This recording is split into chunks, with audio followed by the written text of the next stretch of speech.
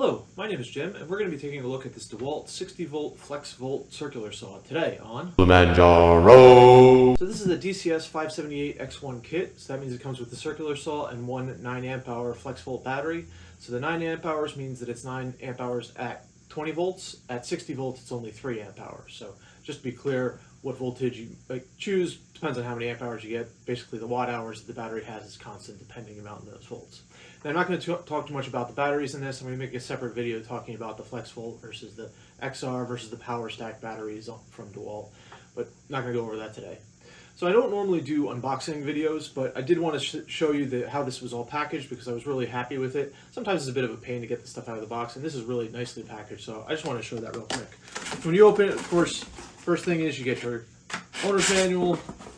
This comes with a soft bag, and then it comes with the charger at the bottom here. But what I really like is to get the saw out, you just slide this cardboard holder out, and inside there is the circular saw itself. So super easy to get at, very convenient, made it a little bit nicer, and I thought it was very well thought out. Now, one interesting thing in here is you can see there's two boxes on the side here. These boxes hold the batteries, so that means that they're using the same packaging for this version of the kit and also for the X2 version of the kit. It comes with the two 9 amp hour batteries. Packaging aside, in the box, of course, the first thing you get is the owner's manual that nobody ever reads, and you get the canvas bag that most people don't ever use. If you do use it, keep in mind it's not really big enough to put any other tools in with it, which is a bit of a bummer. There's also no nice spot in there for the blade or the charger or anything like that. It really just fits the tool itself. You get the 9 amp hour battery, as I mentioned before, which just slips on the back of the saw here, like that. You get a 6 amp charger. That's a little bit more powerful of a charger than they include with some of the other tools. With the 6 amp charger, keep in mind it's going to take about an hour and a half, maybe 2 hours to charge this battery to full if it's completely empty. So these bigger batteries do take quite a bit long time to charge, even with the more powerful charger. Now, this charger will charge these Flexvolt batteries, the regular 20 volt batteries, as well as the 12 volt batteries. So if you have some of the smaller Dewalt tools, the 12 volt tools, this charger will handle those as well. Of course, you get the saw itself, and then finally you get this framing blade. This is, of course, a 7¼ inch blade. It's 24 tooth blade. An interesting thing is it's a somewhat thinner kerf. That means that the teeth, how thick of a cut it makes through the wood, are a little bit thinner than I've used in the past. Most of the kind of standard framing blades are about 86 thousandths of an inch thick. This one's only 71 thousandths of an inch thick. So that has a couple benefits and a couple drawbacks. It takes a little bit less power to use. It's not moving as much material. Now, of course, this is a very powerful saw, so that isn't really that big a deal. But it does mean that it's using less power, so the batteries aren't going to be depleted as quickly, so that can be convenient. Also means that you do save a tiny little bit of extra material. It's not the worst thing in the world. And, of course, it's going to be cheaper for them to make. That's probably why they include this blade in with this saw. Whether they pass that savings on to you for the other, if you buy the blades secondarily, I don't know, but it's probably not the worst thing in the world at all. Now, it does have a slightly worse cut quality on there, but that's not really the end of the world. Mostly you're going to be using it for framing. You don't really care about the cut quality on the end of your 2x4 when you're doing framing. So to install the blade, first thing you want to do is take the battery out so you don't have to worry about accidentally triggering the saw. And they kind of force you to do that because the wrench to change the saw is located conveniently in the saw itself, so you don't have to worry about losing it, but it's underneath the battery. So it just slips out from underneath here. It's a fairly nice little wrench here. It's got some finish on it. The cheaper versions of this saw, this is unfinished, so it's kind of interesting that they bothered to put just a black kind of paint on here, but makes it a little nicer to use. So just change the blade, you flip the guard out of the way, and slip this on. Then you put this little washer on. Has two little tabs that go into the flats there, and then of course the the bolt just screws in here. It's not a reverse thread bolt, which is kind of convenient. Always a little confusing if it's a reverse thread. I always end up trying to tighten it first when I'm taking it out, but it's not on this saw, so that just goes in here, and then you use the little wrench and you push down on this little lever there to lock it. There you go, the blade's installed. Let's look at the features on the saw itself. At the top, of course, you've got your safety interlock here. So you just push that with your thumb, and then you pull the trigger to start the saw. Works from either direction, as most of them do. So if you're left-handed, you can still use your thumb. Then next, you've got this nice beefy rafter hook here. So if you're doing framing on a ladder or something, you can hook this on a 2x4 to keep it out of your way. The guard here is painted this kind of dark gray color. That's kind of how Dewalt has branded all their 60-volt tools. Nice thing about that, I think it looks a little bit better. Of course, that's just aesthetics. The problem with it is after this starts to wear, if you get a scratch in here, it's going to be much more obvious than on the 20-volt ones that don't have any finish on them. It does mean that the finish on the base plate here is a little bit nicer because there is no finish on the 20-volt ones, so this is a little bit higher quality there. But like I said, it's going to show wear up much more easily. Doesn't really matter though. Of course, on the guard, you've got your little control here, so you can move the guard out of the way if you want to do a plunge cut or something like that. It's got a little spout here to shoot the sawdust off. Doesn't work perfectly, but it does help to get the sawdust, kind of more out of your way. On the base plate here, there's some nice markings that show you where the blade is relative to the base plate.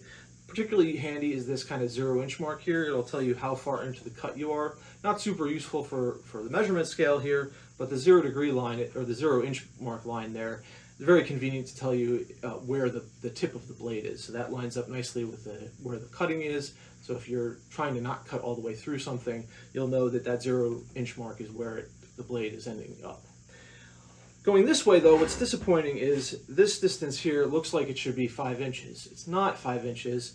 The distance from the blade to the edge of the saw is like 5 1/16, a little bit less than that. So it's close to 5 inches, but it's not perfect. And that can be kind of irritating if you're trying to get nice precise cuts. That extra distance, you're going to have to account for that. I don't know if it was supposed to be 5 inches. I don't know if it was supposed to be 5 and a little bit more for some other reason, or if it's just a tolerancing issue in manufacturing. Not sure, but if you get one of these, make sure you measure actually the distance that it's cutting from the edge of this if you plan on using that as a defined measurement. It's also got 1 inch from the kerf to the edge of this base plate. Now, of course, that's going to change depending on how thick a blade you're using on it. At the front here, we have the mechanism to tilt the saw, so this can cut up to a 45 degree. So you just loosen this little lever here, and then you can tilt the base plate however you like. And of course, there's stops at some fairly commonly used angles. One thing that's nice is on this piece here, it has kind of a rough angle measurement, but on this stamped piece here, it's got much finer measurements, so you can dial it in pretty accurately. Of course, it's a handheld circular saw. It's not the most accurate thing in the world, but still nice to see that they put that extra marking on this piece here. On the back side of the saw, you'll see these 2 rubber bumpers that help protect the motor housing here. I do like that. I do think that makes a difference here. If this gets dropped or just put down harshly, it's going to protect this plastic housing here. So the final feature is the depth control lever. So if you flip that forward, you can drop the base plate down, and on this little piece of metal here, it has a depth measurement. Not perfectly precise, but usually you don't care super much with a circular saw. You can always dial that in if you need to. So you just flip that back, locks it in, depending on how deep you want to make it. Got my safety glasses on, got the battery installed, got a little bit of a 2x4 here, so let's make a couple test cuts. Now I'm going to push this saw far faster than I normally would, although this is at kind of an awkward angle here, just so you guys can see what I'm doing. But I'm going to push it faster than I normally would, so if you think I'm trying to go too fast or something like that, that's why it's on purpose, just so you can see if it does bog down when you push it pretty hard. So let's make a cut. This is just a regular old 2x4. Shouldn't have any problem with this.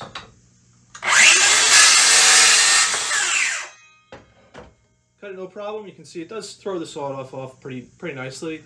Super easy to use. Works pretty well. So let's give it something a little bit more challenging here. Next up, I've got a hunk of pallet wood. It's super hard wood, super dense. I don't know what kind of species it is, but very difficult to cut. I'm actually a little worried that it's going to dull the blade, but it shouldn't be a big deal. It's only 1 piece. It's also a little bit thicker than a 2x4. It's about 1 3/4 inch thick. So let's try it, see how well it does with that.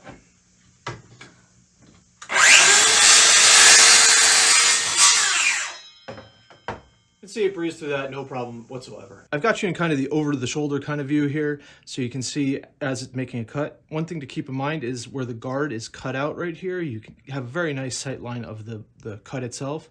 Also, you're not going to be able to see it in the lights that I've got up here for filming, but there's a nice bright LED that shines right where the blade is, so if you're cutting in kind of questionable lighting conditions, it's pretty easy to see exactly where your mark is and making sure that you're cutting in the right spot. So I'm going to do this one-handed just so that my hand doesn't cover your complete view there, and let's see how this goes. So this is a pressure-treated 2x6, so these are a little bit harder to cut than regular wood. Shouldn't be a problem though.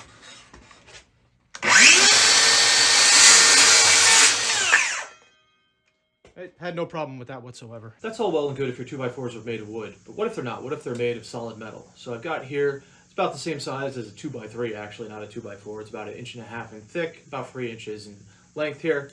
Let's see if it can cut this without any problems. I do have a 60-tooth aluminum blade installed in the saw now, so it should be okay for this. This is really meant for more cutting aluminum extrusion and angles and things like that, not for cutting solid pieces of aluminum. But we'll give it a shot, see how it manages to do. I'm going to clamp this down so it doesn't go anywhere. Of course, I've got my safety glasses on. I do expect to get hit in the face with some of these chips here, but it shouldn't be a big deal.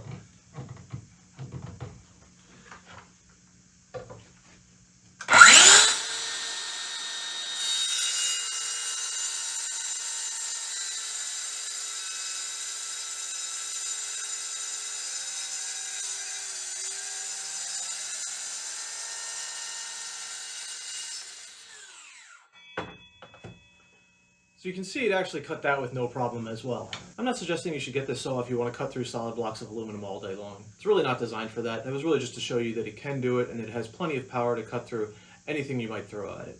If you want a saw that's going to cut metal all the time, you really want the whole blade to be encased with a guard. This same nice notch here that lets you see what it's doing real well also lets some chips fly up and hit you in the face. It's a good reason why if you're using a circular saw you always want to be wearing safety glasses. But if you're cutting metal, you don't really want metal chips hitting the rest of your face either. So really this isn't really designed for cutting metal. But it does do it, does have plenty of power. Now the last thing I didn't talk about is the blade brake. So if you start the saw and stop it, it stops the blade almost instantly. That's a nice safety feature. It means that if for some reason this guard gets jammed up, from a piece of wood or something, you go and put this down, it's not going to shoot off, it's not going to cut whatever you put it down on, which is particularly nice if you happen to put it down on your leg. So I very much like that. Now the cheaper version of this, the 20-volt version, also has that brake, so it's not unique to this saw. The 20-volt version of the Dewalt saw also is almost identical. This plastic housing here is so close that I was wondering if it's made from the same mold, but there are a couple tiny differences, so it is its own separate part there. And that's really the comparison with this saw. Should you get the 20-volt version or the 60-volt version? 60-volt version has more power, and these giant batteries give you a ton of runtime. But those giant batteries have a couple downsides too. This battery weighs almost 3.5 pounds, so combine that with the 8.5 pound saw, and you're lugging around about 12 pounds all day long. That can be a bit much. Now the battery has enough capacity that you're probably not going to need to recharge it until after lunch, but you really want to be lugging 12 pounds around all day. Maybe, it's kind of up to you, it's a good trade-off. The other problem is these batteries are very expensive. If you buy the battery by itself, it costs over $100. The tool itself is $250. If you get it with one battery, it's about $340, so there's a little bit of savings there. But that is significantly more than the 20-volt version, which the saw itself is a little cheaper, and then of course the battery is a little cheaper if you get smaller batteries. So it's a bit of a trade-off there. Do you want a saw that has a little bit less power but has less runtime and is lighter, or do you want a heavier saw that you don't need to go and recharge? It's going to depend on your use case. If you always have plenty of batteries nearby, you may want the lighter saw. It doesn't take long to go swap out the batteries. Other than that, I really do like this saw. The fit and finish on it is really nice. I think it's a little nicer finished than the 20-volt version, particularly because of the coating they put on the base plate here. The only thing that I don't like about it is that this distance isn't exactly 5 inches. I'm not sure why they did that, if it was just a mistake or there's some design issue that I'm missing on that. So other than that, I really like the saw. I think it has really nice fit and finish. The ergonomics on it are great. It's very easy to use, very easy to see. Always nice to make cuts with it. It doesn't ever buck or kick or cause me any other issues. If you like this video, thanks for watching. If there's some other reason why you might want to get the 60-volt version over the 20-volt version that I missed, leave a comment below and give it a thumbs up. Thanks for watching.